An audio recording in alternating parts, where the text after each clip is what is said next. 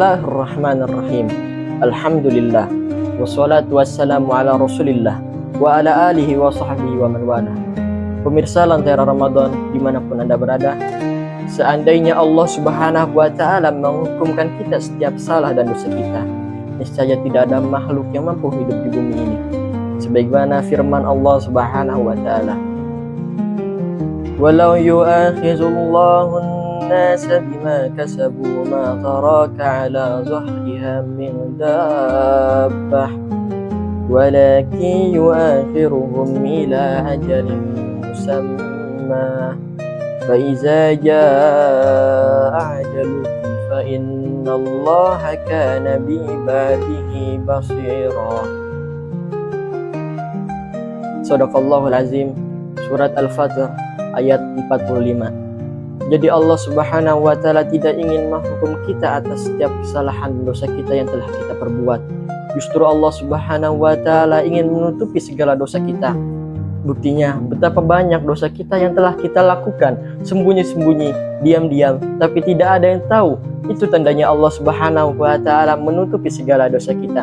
Dan itu tanda kasih sayangnya Allah subhanahu wa ta'ala kepada kita. Dan Allah subhanahu wa ta'ala masih memberikan ruang dan masih memberikan kesempatan untuk membukakan pintu maaf kepada kita, masih membukakan pintu taubat kepada kita. Tapi mengapa banyak orang-orang di zaman sekarang yang membuka aibnya secara terang-terangan, yang berbangga-bangga membuka aibnya? Justru itu yang tidak diampuni oleh Allah subhanahu wa ta'ala.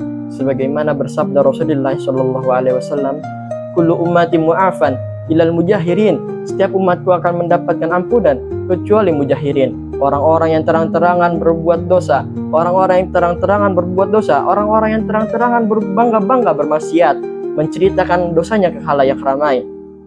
Makanya jamaah sekalian, kalau Allah sudah menutupi segala dosa kita, tidak boleh kita membongkarkan dan tidak boleh kita membuka aib kita, apalagi aib yang terjadi di masa lalu. Tidak ada yang berhak untuk ingin mengetahui segala dosa kita di masa lalu.